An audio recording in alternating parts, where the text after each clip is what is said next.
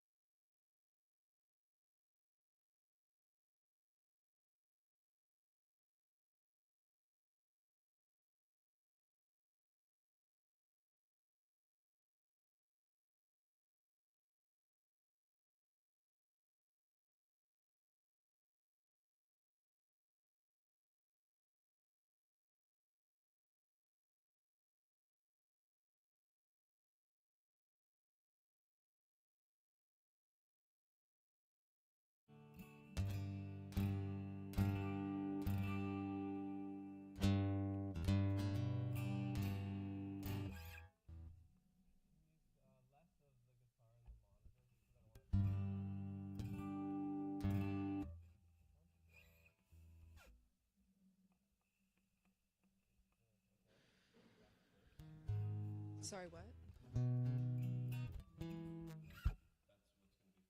Yes. And then love will guide us.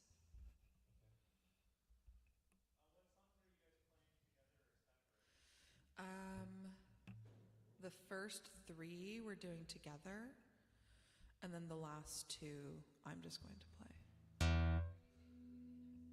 Yeah.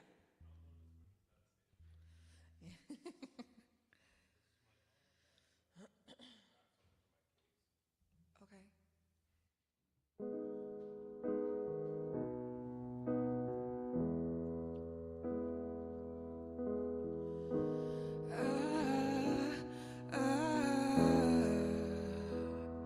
In matters of the heart, my hands are tied, my sleeves are torn. I gave you all I have to give, you always wanted more. Slowly we grow apart, closer to who we are. Baby, if I keep running to you, I'll be running till my feet turn black, till my lungs collapse and I wouldn't come back. Sorry. I can give another year to you, another second's gonna drive me mad, and I won't do that, 'cause I wouldn't come back. I wouldn't come back.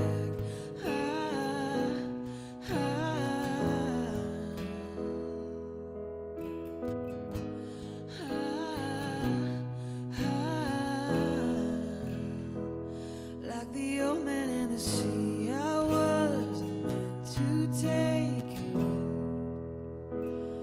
I find when I'm without you, I am with myself again.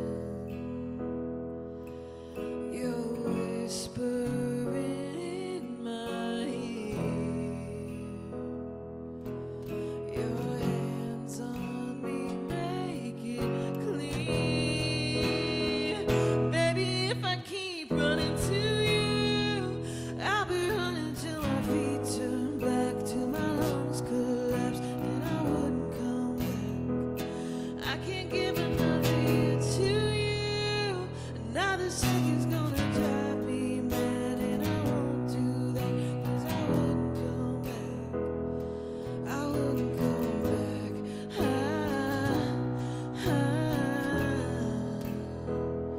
I wouldn't come back.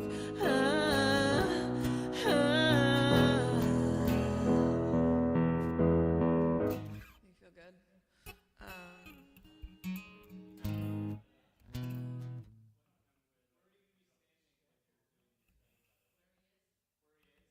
Yeah.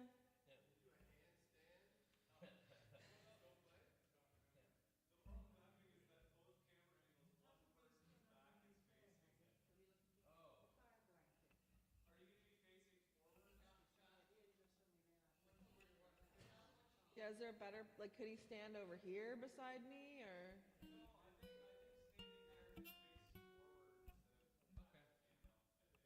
Okay. Are you okay not looking at me? Yeah. Just listen real careful, babe.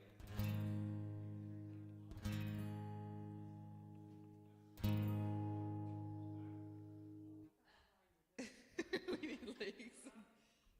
Around there.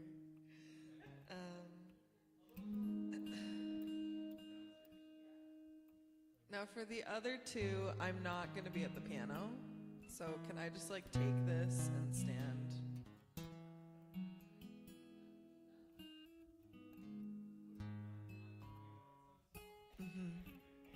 Yeah.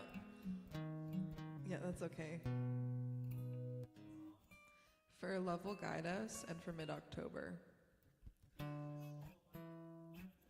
Well, Corey's gonna play guitar, but yeah, for me.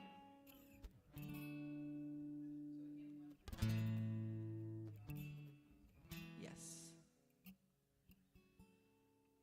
I can just take this, it's not, I can take the mic off here. Yeah. Okay. Okay.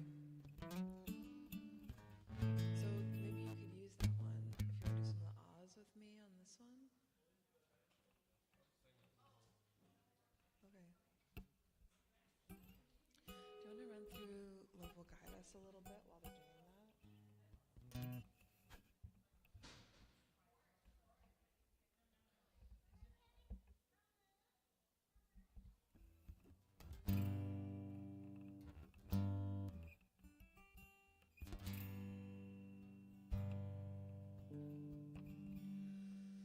So you're going to play it, right?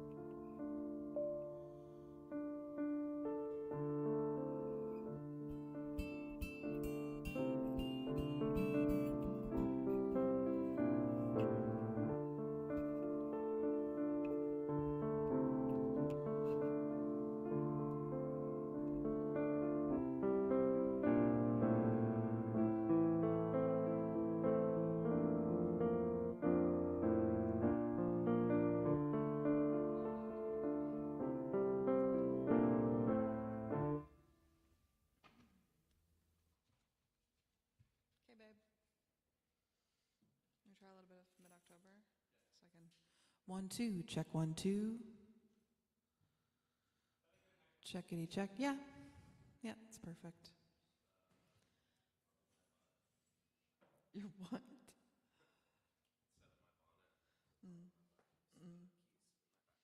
Right.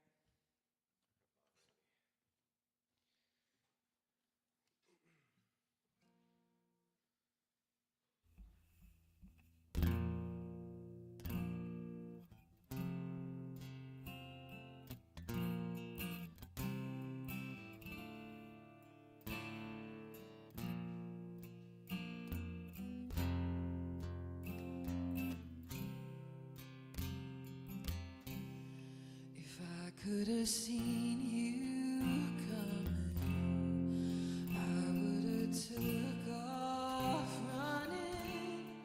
Everything else was nothing, just a pale scale of gray. And you paint the world in a color that only the chill uncovers. I never knew a lover could make a life change so quickly, and I would forgive you 1,000 times over. I'd give up my vices, hold on to your sober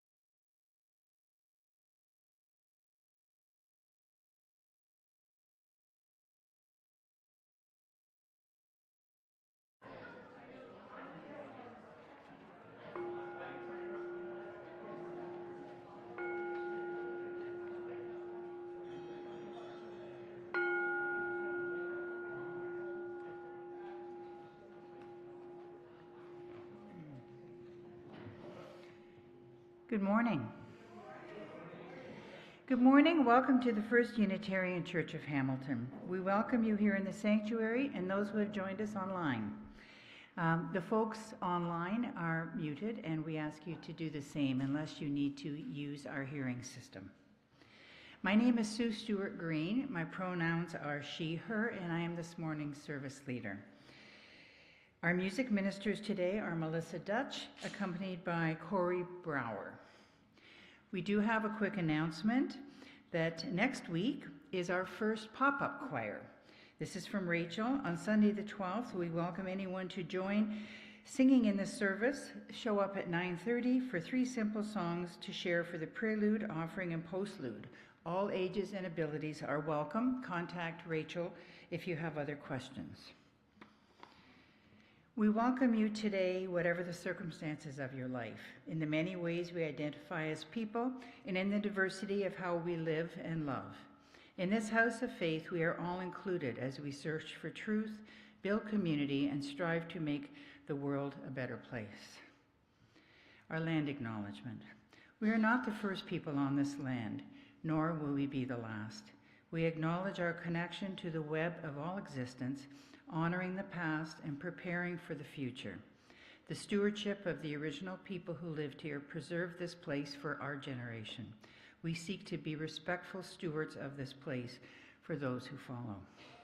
Please remain seated for this morning's prelude as we listen to Melissa.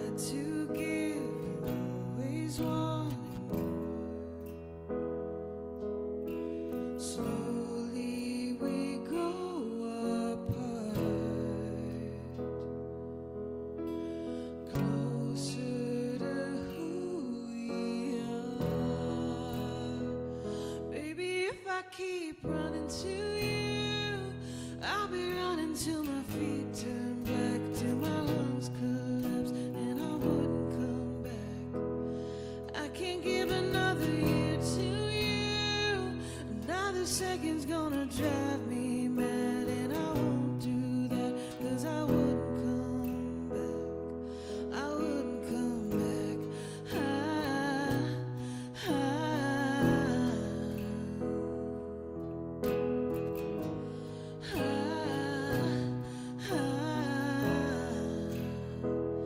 Like the old man in the sea, I wasn't meant to take you in. I find when I'm without you, I am with myself again. You're whispering in my ear, your hands on me make it clear. Keep running to you, I'll be running till my feet turn black, till my lungs collapse and I wouldn't come back. I can't give another year to you, another second's gonna drive me mad, and I won't do that, 'cause I wouldn't come back, I wouldn't come back.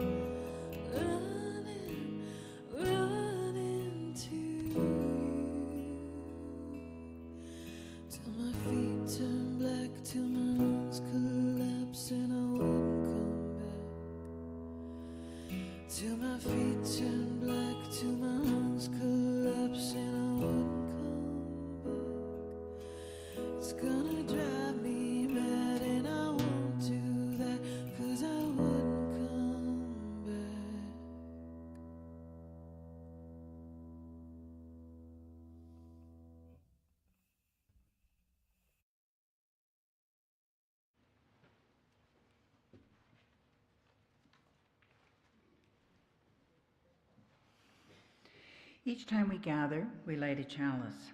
It reminds us that we are entering sacred space and time together. It reminds us of our connection to Unitarian Universalists all over the world.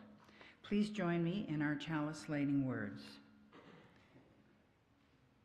May this flame be our light of friendship and love.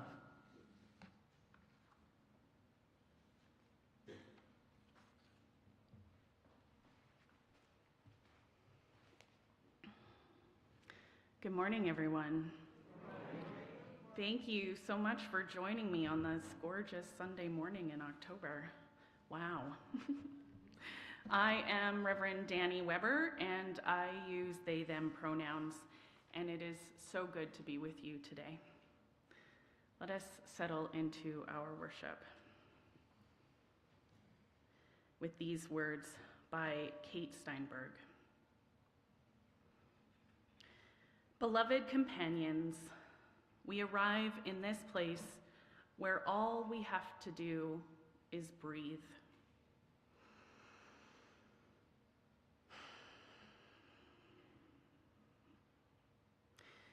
We don't have to impress or convince or win over. We don't have to know the words. It's okay we didn't read the book, or pass that class, or carry that title, or meet that mark. We don't have to be anything but who we are. Here we rest, in essence, together. And to move into this communal rest, I invite you to lay down your burdens. Our longing, our craving, our unmet need, our error, our regret, our sudden disappointment, our anxiety, our shame, our sheer exhaustion, our bewilderment, our bafflement, our burgeoning terror, all of this we lay down together today.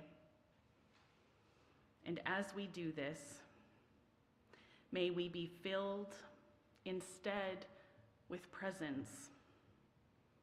May we feel held in the comfort of our community.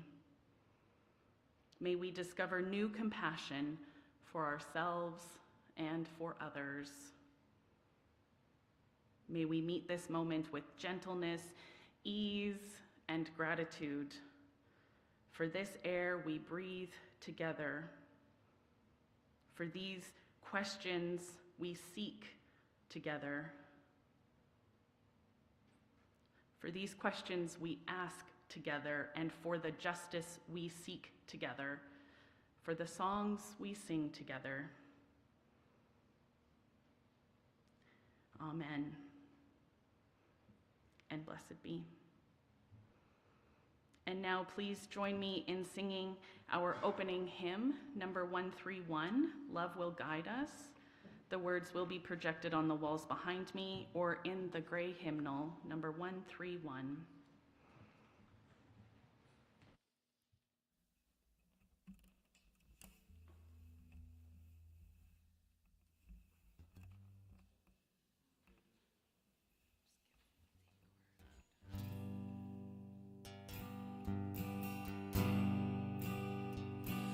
Love will guide us, peace has tried us, hope inside us.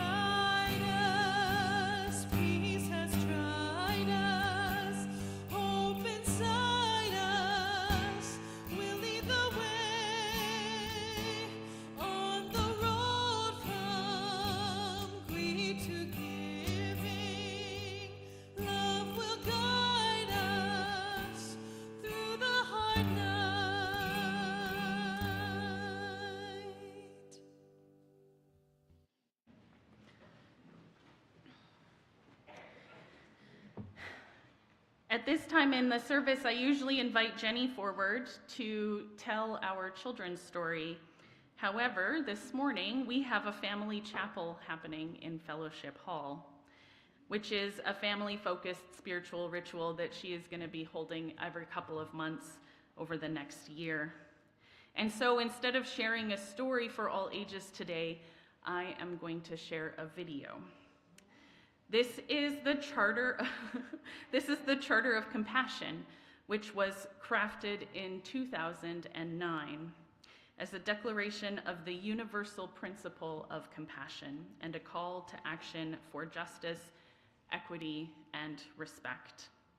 It stands as a historical document that has inspired individuals, communities, and institutions worldwide to cultivate compassion in all aspects of their life.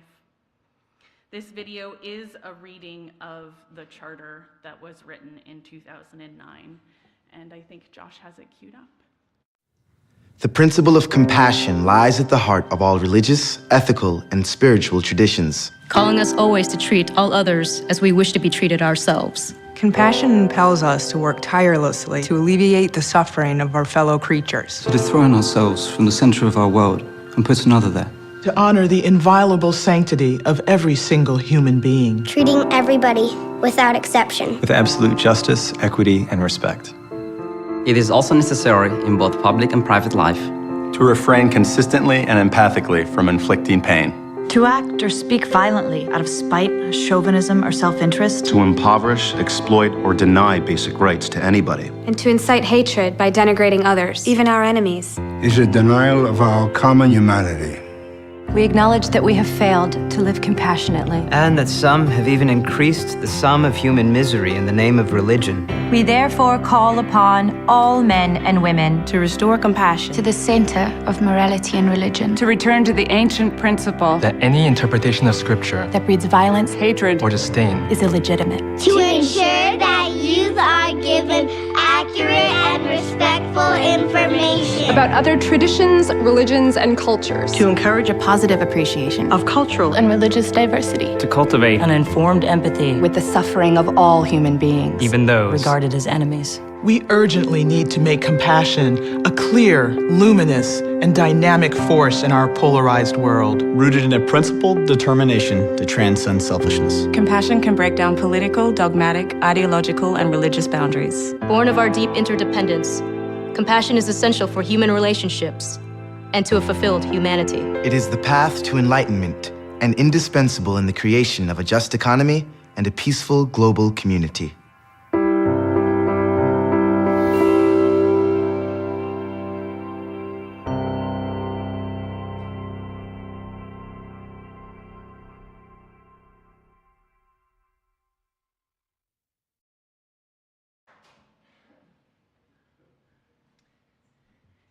This is the time for our offering.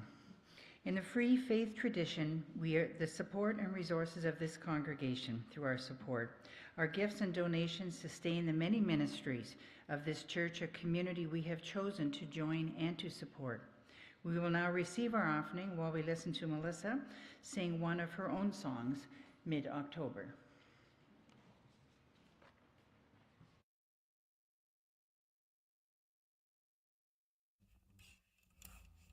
This, so, yeah.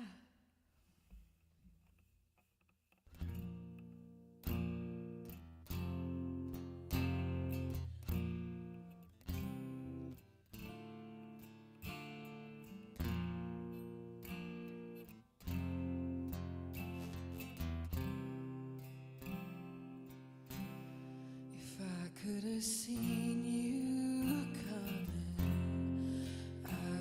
took off running. Everything else was nothing, just a pale scale of gray.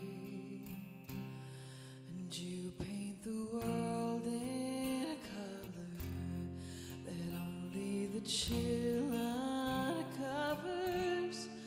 I never knew a lover could make a life change so quickly, and I would forgive you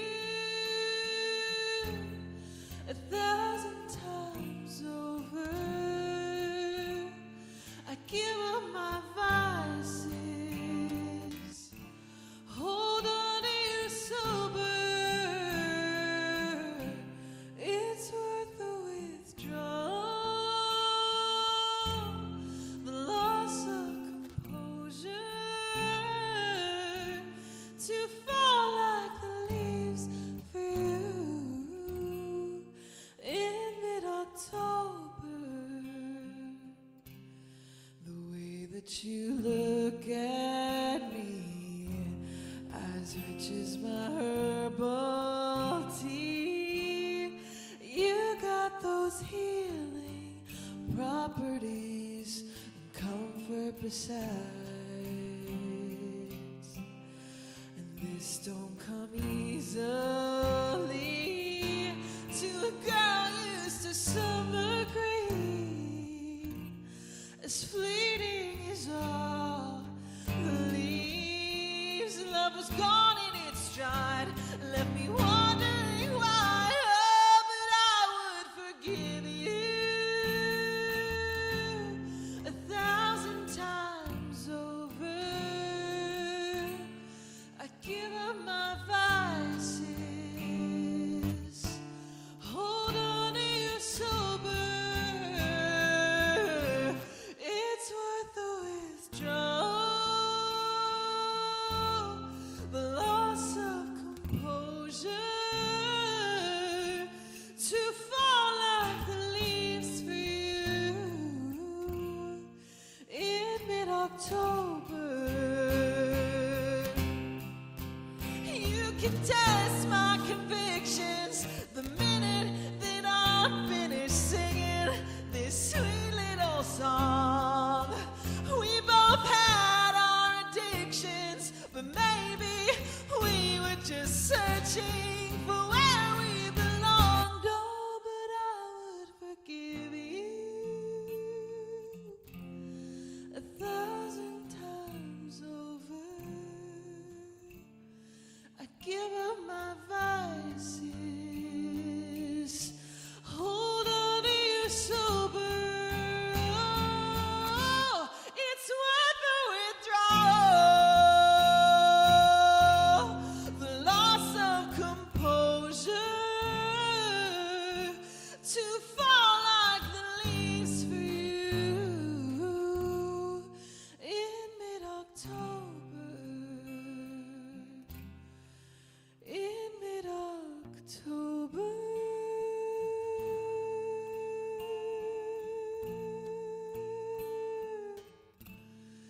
In mid-October.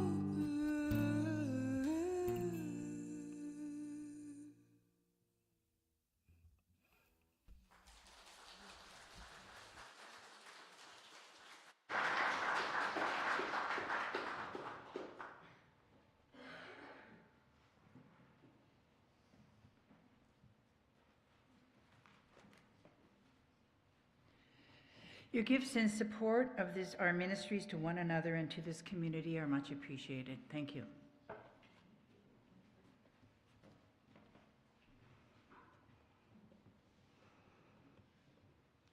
I invite you into a time of prayer, meditation, contemplation.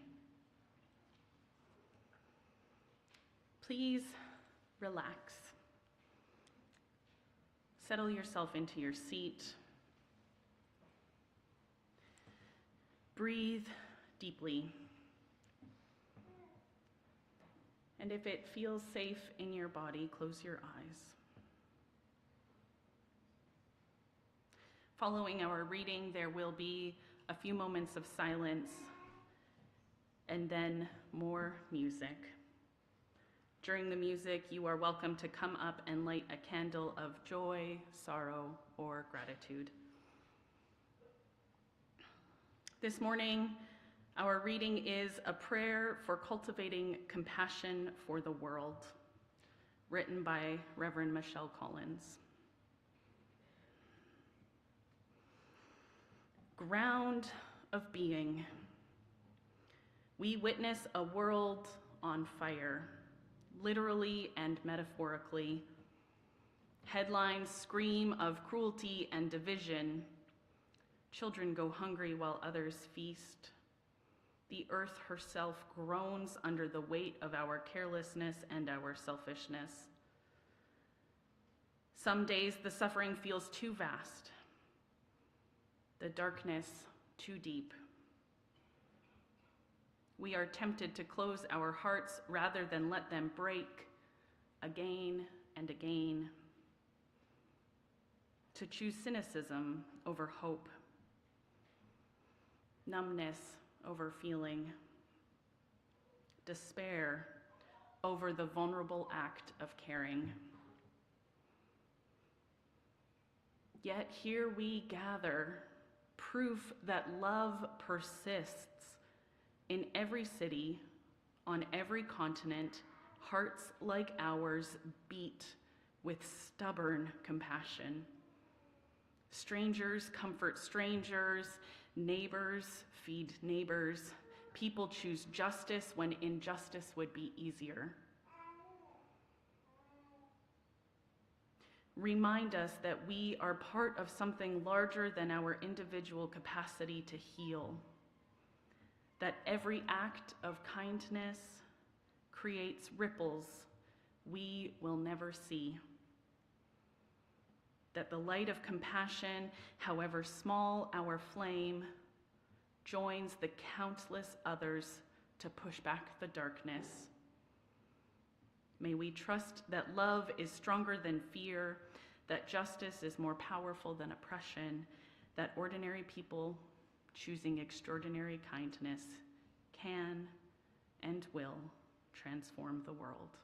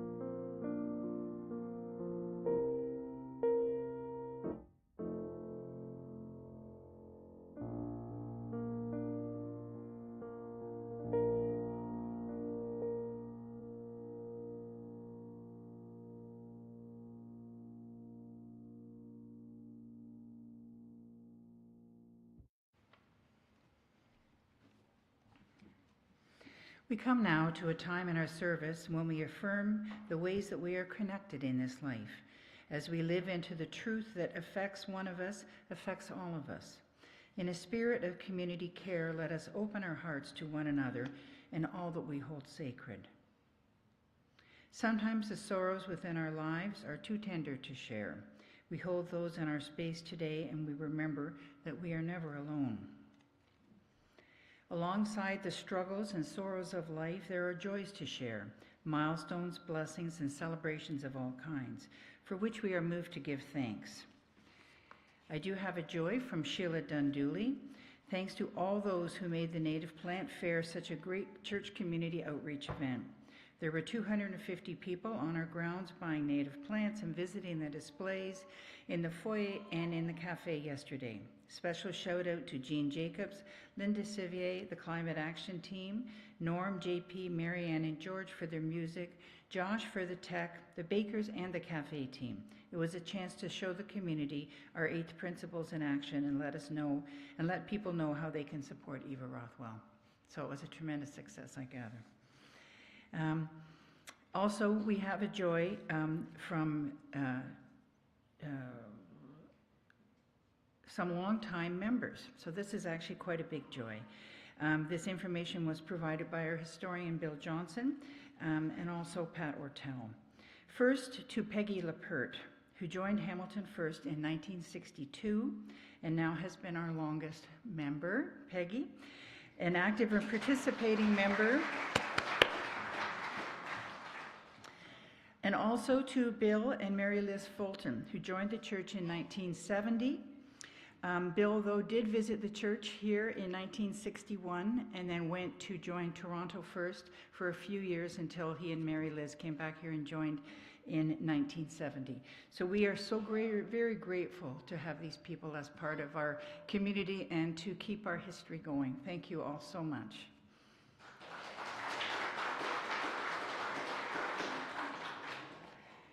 We have a joy from Amy Sewell that she's received some good news and will share information with us soon. We celebrate the joys among us and rejoice the happiness that flows through our community. We have a new practice to include, gratitudes. The work of our church is never done.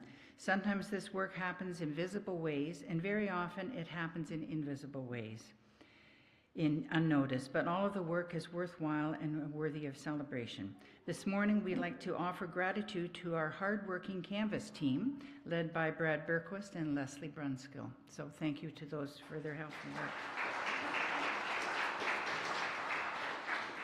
If you would like to share a joy, sorrow, or gratitude with the larger congregation, you can click on the link on the homepage or write something in the binder at the side of the sanctuary.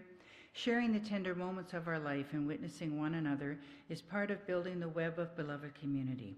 May we continue to hold space for this community care and to share with courage and vulnerability.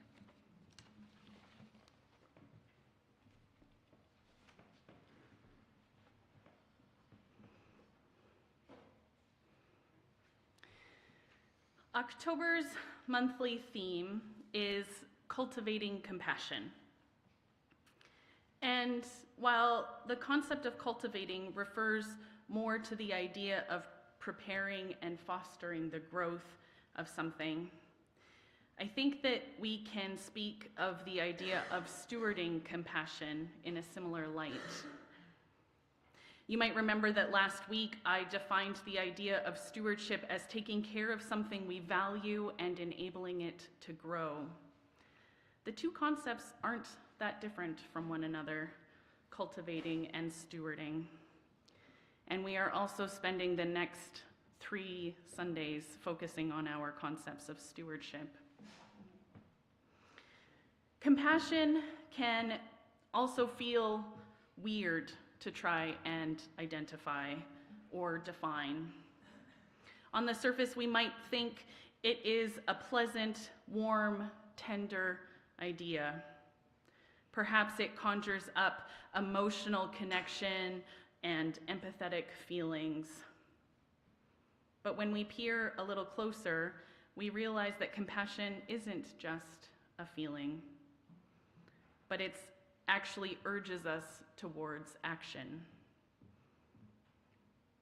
In his book, Daily Afflictions, The Agony of Being Connected to Everything in the Universe, author Andrew Boyd says, "Compassion hurts. When you feel connected to everything, you also feel responsible for everything, and you cannot turn away. Your destiny is bound with the destiny of others. You must either learn to carry the universe or be crushed by it. You must grow strong enough to love the world, yet empty enough to sit down at the same table with its worst horrors."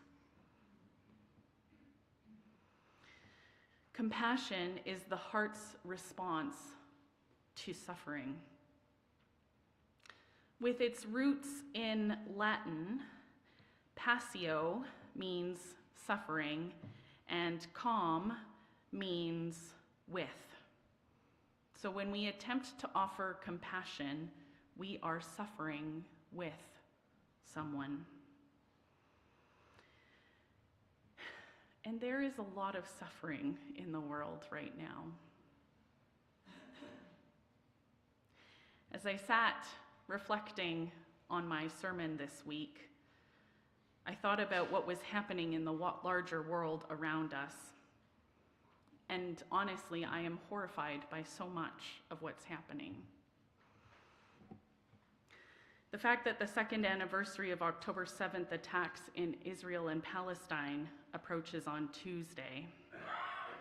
More than 66,000 dead, all people who have been identified. This number has been significantly underreported because there are no longer any infrastructures to accurately count the number of people who have died in Palestine and Israel. And 4 days ago, on October 1st, the Israeli government intercepted the global Sumud flotilla, which was a collection of 42 boats which were collectively sailing into Gaza carrying aid. The activists on board, more than 470 people, were assaulted with water cannons and arrested in international waters. Since then, less than 140 people, 140 of those people have been deported and allowed to leave. The other activists are still being held in Israeli security prison. How do we hold compassion in our hearts when this extreme level of suffering is happening? How do we suffer with those who are on the other side of the world facing such devastation? Or what about the conflicts that are happening south of our so-called Canadian border? The government shutdown that was initiated at midnight on Tuesday evening this past week. This shutdown resulted in roughly 800,000 federal employees being furloughed or temporarily laid off, and an additional 700,000 employees requiring to continue working without any pay. That means that 1.5 million American families have had their lives turned upside down, while their federal government disagrees about how funding should be doled out and spent. Not to mention that these employees are providing services to all citizens in the United States. One such service is called the Special Supplemental Nutrition Program for Women, Infants, and Children, also known as WIC, a program that feeds more than 6 million low-income mothers and their children, which equals roughly 41% of all infants born within the United States. And these are only the two most prominent news stories of the last week. Not to mention the devastating church collapse that happened in Ethiopia and killed 36 people on Tuesday, or the earthquake that killed at least 72 people in the Philippines, or the 2 Indigenous members of provincial parliament in Manitoba, whose offices were vandalized and set ablaze in an act of arson on Tuesday, the National Day for Truth and Reconciliation.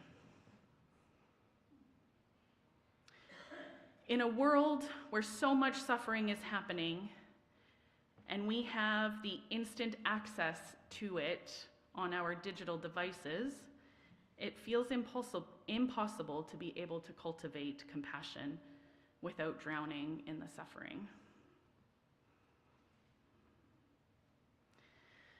Especially when we hear someone like Joanna Macy's understanding of what compassion might be. She states, "Compassion boils down to not being afraid of the suffering of your world or of yourself. It involves being open to what you're feeling about. It involves being open to what you're feeling about that suffering. Grief, fear, rage, overwhelm, and being brave enough to experience it. You can't heal something you're afraid to get near. Compassion is what impels you to act for the sake of the larger whole. Or, put more accurately, it is the whole acting through you." I spoke with my coach and mentor about a lot of this idea of compassion on Thursday evening. I have the opportunity to meet with her every 2 weeks, and she helps to create a container where I can access the suffering within my own body and attempt to experience it. She helps to create a container that allows me to be witnessed and held and told that my emotional turmoil is not less than, and it's not too overwhelming. Because having compassion for the world right now is really, really overwhelming. And it's kind of really, really easy to get stuck within. I watched a video on Instagram yesterday. I regularly watch videos on Instagram if you haven't already heard me talk about them. It was a man explaining how a card trick is a good analogy for depression. He showed a card trick to his friend. It's the one where he holds out a deck of cards, fanned, and the person pulls a card out and he closes the deck, and the friend shows the card to the camera, and then he puts the card back into the deck. He knocks on top of it and waves his hand, and then all of a sudden he opens the card, and the only one that is facing upright is the one that he picked. In this case, it was the 7 of spades. I'm not sure if I'm explaining this very well. He then repeats the trick, but asks questions along the way. First he says, "What do you see?" "You see me holding a deck of cards with their faces down. But that's not reality. Reality is that the top card is face down and the rest of the cards are face up. But what your brain tells you is that all of the cards are face down, and that is how depression catches us. We assume that everything is horrible. Not just the one situation that we are dealing with right now, the one card that is on top of the pile, but every single situation that we're going to be dealing with from here on out. They are all horrible. They will all be horrible. All of the cards are face down. And it is only through the magic that we might be able to have a good day again, that we might be able to find our one card within the pile of cards that are all the same. And I think this is the same spot where we can get trapped in the suffering of the world, in the belief that everything is the same and there is no possible way for us to overcome the feeling of the suffering within the world. And yet, I said at the beginning that compassion is not a feeling, it is an action. Jack Kornfield, a Buddhist monk, clinical psychologist, and founding teacher of the Insight Meditation Society in Massachusetts, states, "Compassion is not foolish. It doesn't just go along with what others want so they don't feel bad.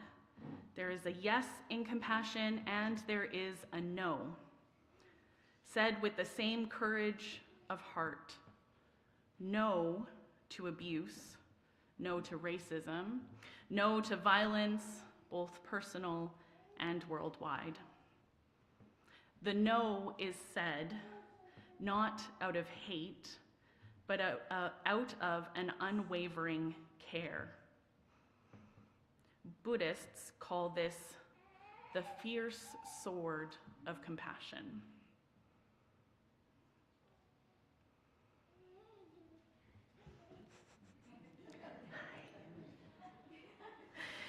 One of the struggles that I sit with when I was talking with my mentor on Thursday night was how small I felt in all of the suffering, how inadequate my small bit of compassion, the actions that I take, feel so small and inadequate to serve the world filled with so much tragedy and injustice. My mentor helped me to hold on to the fact that if I can do my job, my calling, my vocation in the world, then I am doing exactly what I am meant to do. And it will help us turn the enormity of the world's suffering toward a new possibility. Reverend Nadia Boltz-Weber, an Anglican minister and public theologian, captures this concept so profoundly. So I'm going to quote her here. She says, "It's enough to do the thing that is yours, it is enough to do the thing that is yours to do.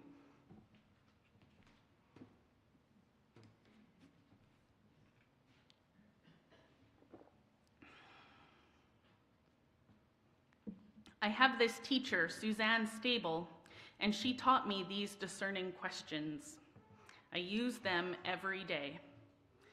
Those questions are, what is mine to do and what is not mine to do?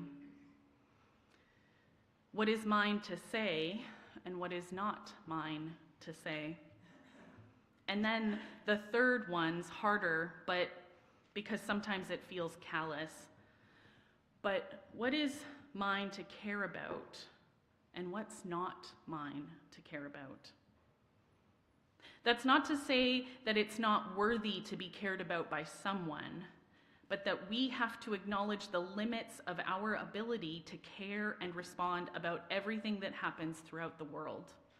And to me, if I'm in my lane and I'm doing what's mine to do and resting in that, then the next step is to assure myself it's actually enough, and to assure myself that there are others in the world who are doing work I'm not equipped for or called for, and to celebrate them, to point to them, to be grateful for them, but not to feel like I have to also be them. So what is mine to do? What is my vocation or my job that I am meant to do in this world? Well, immediately everybody would say, well, you're the minister, right? But if I dig a little bit deeper, what is it that I am called to do? If being a minister is the thing that gives me money and allows that I am able to pay for all of my bills and my house, what is my calling?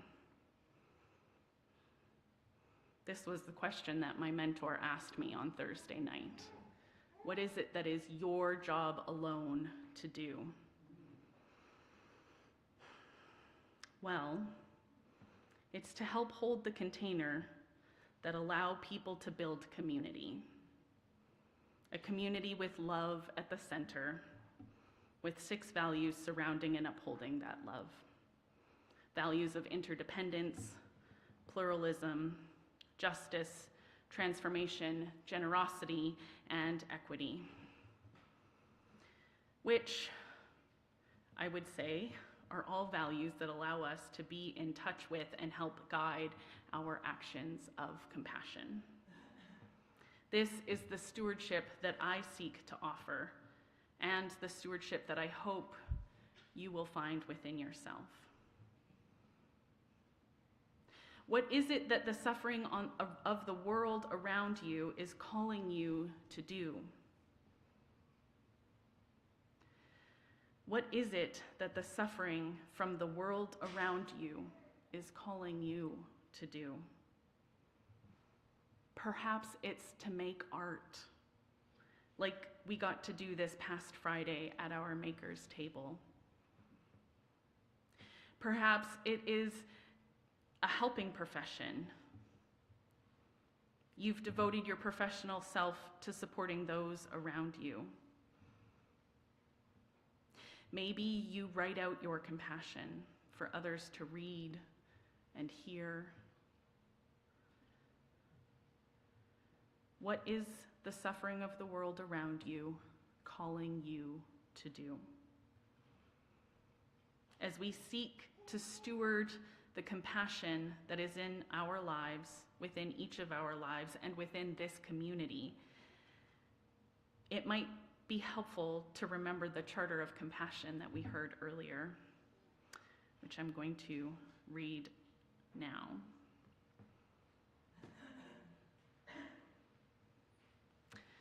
The principle of compassion lies at the heart of all religious, ethical, and spiritual traditions, calling us always to treat all others as we wish to be treated ourselves.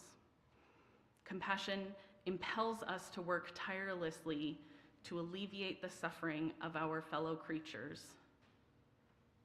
to dethrone ourselves from the center of the world and put another there, and to honor the inviolable sanctity of every single human being, treating everybody without exception with absolute justice, equity, and respect.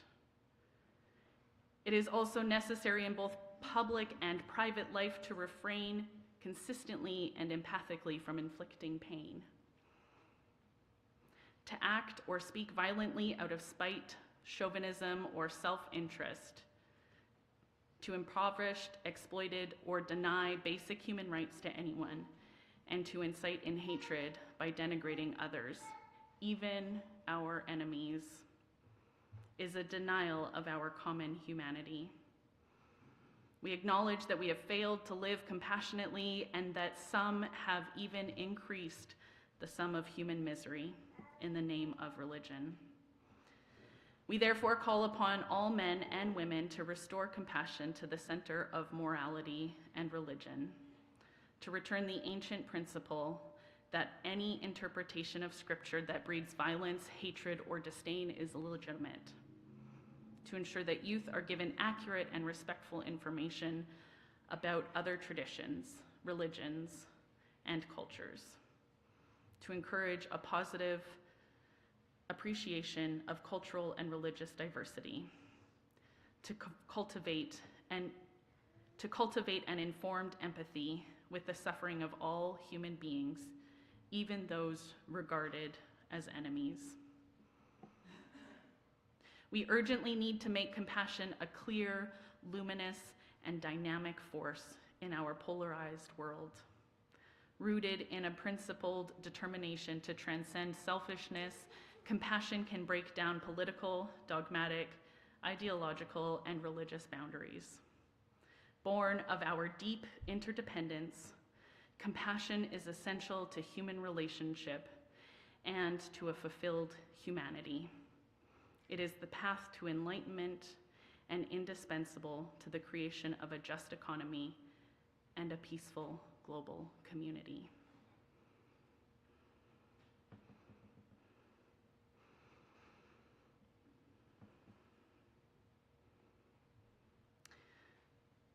What is yours to do? I I already stated that mine is to help hold the container that allow people to build a community that has love at the center, surrounded by values of interdependence, pluralism, justice, transformation, generosity, and equity. It sounds a lot like the Charter of Compassion. I invite you to take a look at that charter. You can sign it online. And as we continue to steward compassion in ourselves this month, may we make it so.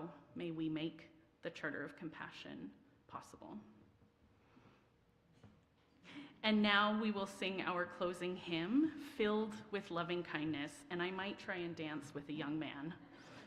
Hymn number 1031. In the teal hymnal, words will be on the wall.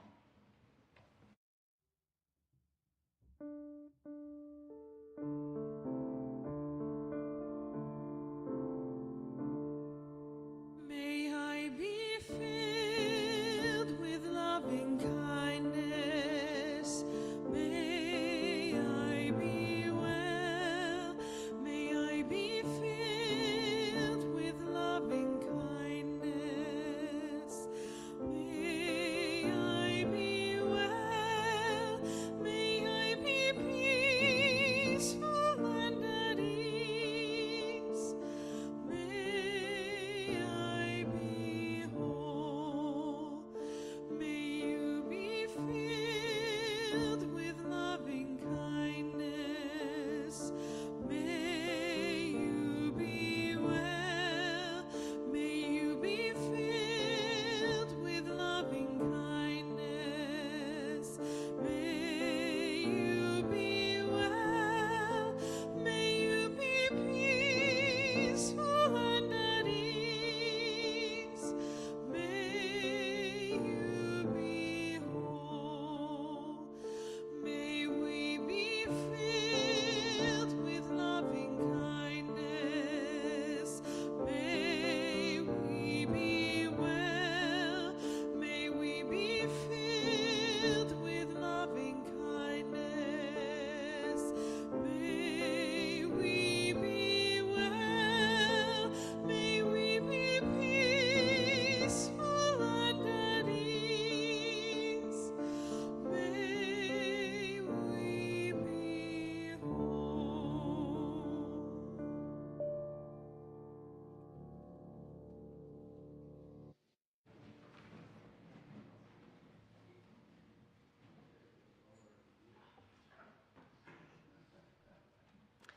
I extinguish our chalice with these words, Practicing the Growing by Reverend Dr. David Breeden.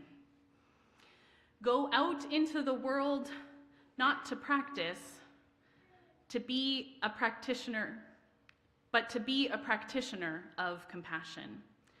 Everywhere you go today, may you seed compassion. May your hands remember how to tend, and your heart how to return when compassion is hard. For no garden grows in a day, but all gardens will grow. Go in peace and practice growing.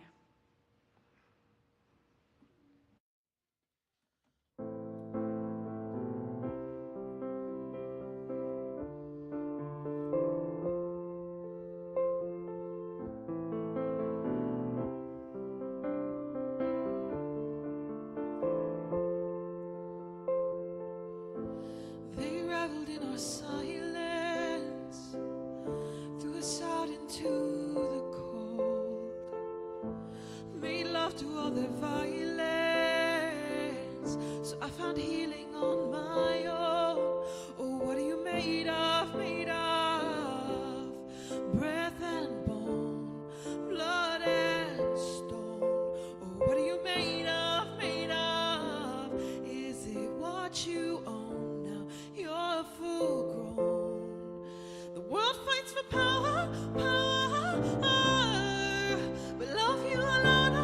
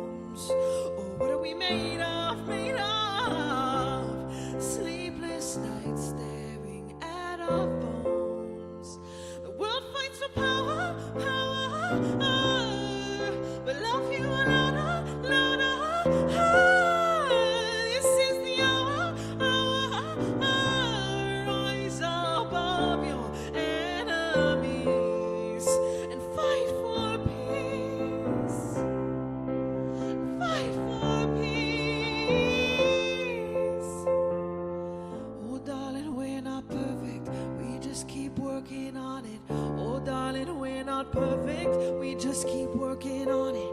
Oh, darling, we're not perfect. We just keep working on it. Oh, darling, we're not perfect. You are where you belong.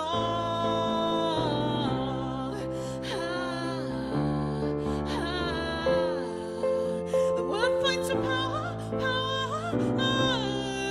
but love you a lot. This is the hour. Rise above your enemies and fight for peace. Fight for peace. Oh, darling, we're not perfect. We just keep working on it. Oh, darling, we're not perfect. We just keep